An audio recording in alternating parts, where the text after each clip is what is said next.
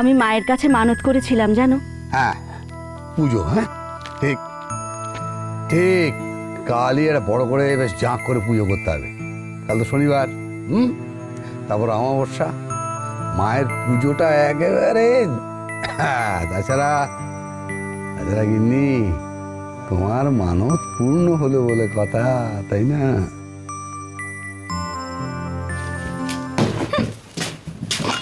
এই বাড়িতে আমার কোনো মান সম্মান নেই তো।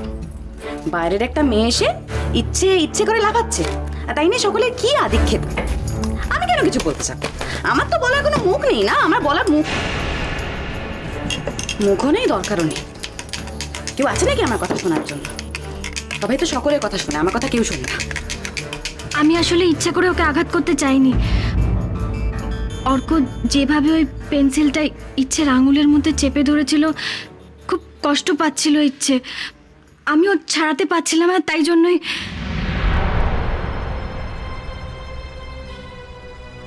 আদিক্ষেতা, এই জন্যই না বাবা আগে তোমাদের বিয়েটা অ্যাকসেপ্ট করেন। বিশ্বাস করো, তুমি তো বাঙালি বাড়ির ভদ্রতা, সভ্যতা, নম্রতা কিছু জানো না। না, এখন আবার সাফাই গাইতে এসছে।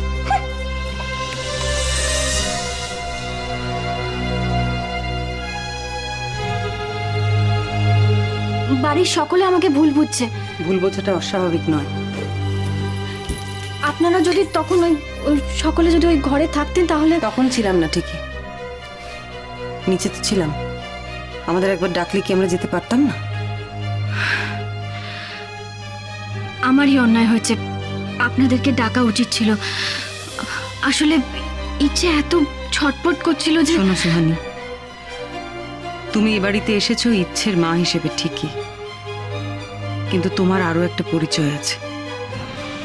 তুমি এ বাড়ির বউ। কি হলো, কথাটা মনে থাকে না না তোমার?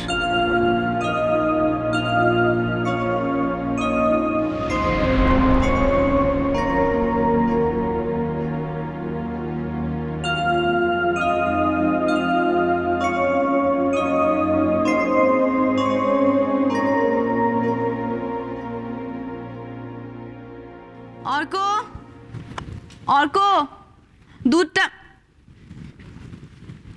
দুধ আর কেন খাবে? যা খেয়েছে তারপর কিছুই খাওয়ার ইচ্ছে হয় না। এ বাড়িতে দেখছি আমার কোনো দামই নেই। একটা বাচ্চা মেয়ে, সেও আমার নামে নালিশ করতে ভয় পায় না। কেন, কি হয়েছে নাকি? কি আবার হবে সুহানি? সুহানি ওই মেয়েটা, কেউ ওকে কিচ্ছু বললো না জয়ন্ত। তুমি জানো কি করেছে? আমার ছেলেকে, আমাদের ছেলেকে, অর্ককে মেরেছে ও। কেন মেরেছে? কেন আবার? অর্ক নাকি ইচ্ছেকে কি সব ব্যথা ফ্যাথা দিয়েছে। আমি থাকবো না। এত কিছুর পরে না আমি এই অপমান সহ্য করে বাড়িতে থাকতে পারবো না। ব্যাস। হিন্দু, সিদ্ধান্তটা নেওয়ার আগে একটু ভেবে নিও না। মানে তোমার তো আবার একটু ওই শপিং করার নেশা আছে তো, এত খরচ, এত আরাম।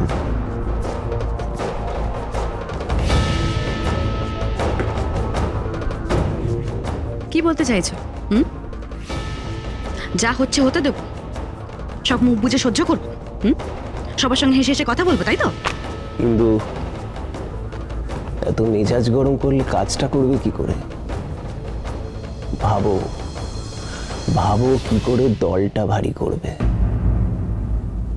এবারই সবাই নিশ্চয়ই ইচ্ছের খাতিরে সুহানিকে বুকে জড়িয়ে ধরেনি। কেউ না কেউ নিশ্চয়ই আছে যার তোমারই মতো গাটা জ্বলছে। সেরকম একমাত্র বর্দা। তাহলে এখানে দাঁড়িয়ে ঘ্যান ঘ্যান না করে প্লিজ দাদার কাছে যাও। আর হ্যাঁ, খেয়াল রাখবে যে রায়বাঘিনী যেন আশেপাশে না থাকে।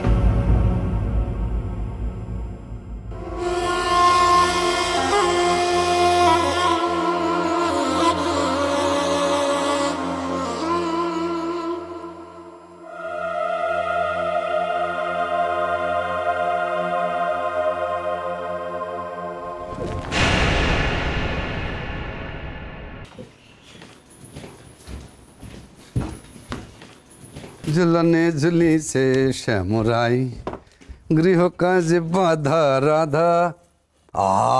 মাছের পদ। আরে বড় বৌমা, তোমার তো মেনুখানা আমার কওয়াই হয় নাই। কি হলো?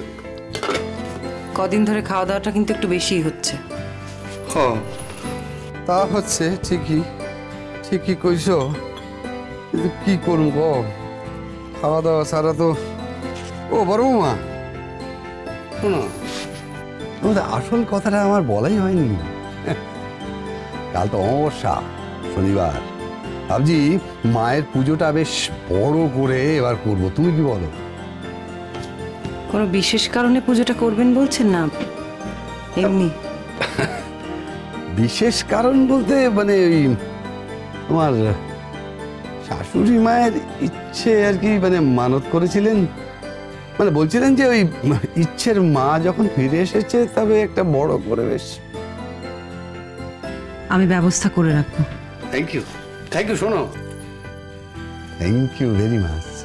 আচ্ছা, তুমি ছাড়া এসব কাজ এ বাড়িতে কে আর করবে বলো? হ্যাঁ, কটা বাজে খেয়াল আছে? হ্যাঁ, ওষুধ খাওয়ার সময় হয়ে গেল না? Thank you again, thank you. ওষুধ খাওয়ার ব্যাপারটাও তোমার মাথায় থাকে, দেখছো? সব কাজ তোমার মাথায়।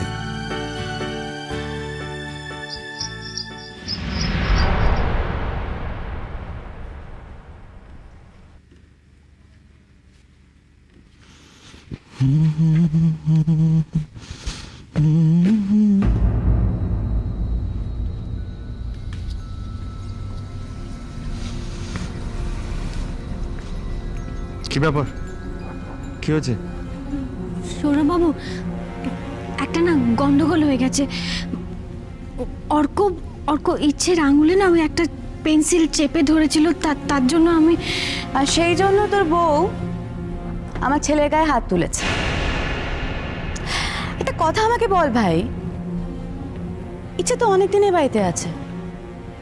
যদি অর্ক ওর ওপর এতটাই অত্যাচার করতো, তাহলে এতদিনে তো ইচ্ছে শেষ হয়ে যাওয়ার কথা।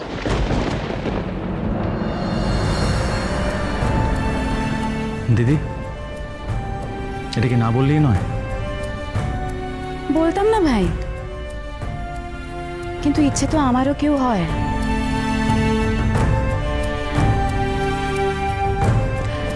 তোর বউ হয়তো সেই কথাটা ভুলে গেছিল, এতদিন পরে মেয়েকে মনে পড়েছে তো, তাই আদিক্ষেতা বড্ড বেশি বেড়ে গেছে। যাই হোক, আমি এই কথা নিয়ে আর ঘ্যান ঘ্যান করতে চাই না। পরে হয়তো একদিন তোর মনে হবে যে অর্কই হয়তো ইচ্ছেকে মেরে ফেললো।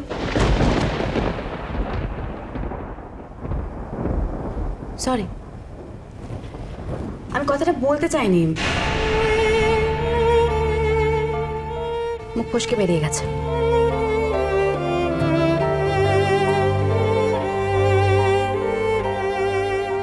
আপনি আমায় ভুল বুঝলেন না, আসলে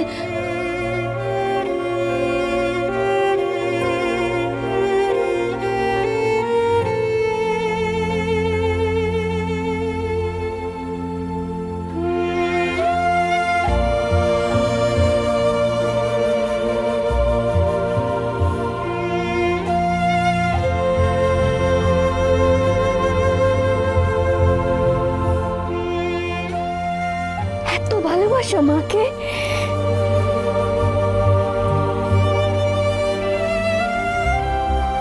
তুমি আমাকে কোনদিন ছেড়ে যাবে না তো?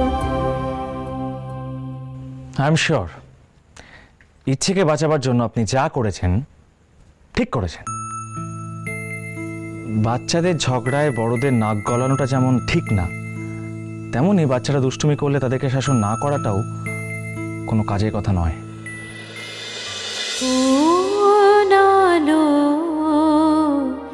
লাগলো চোখে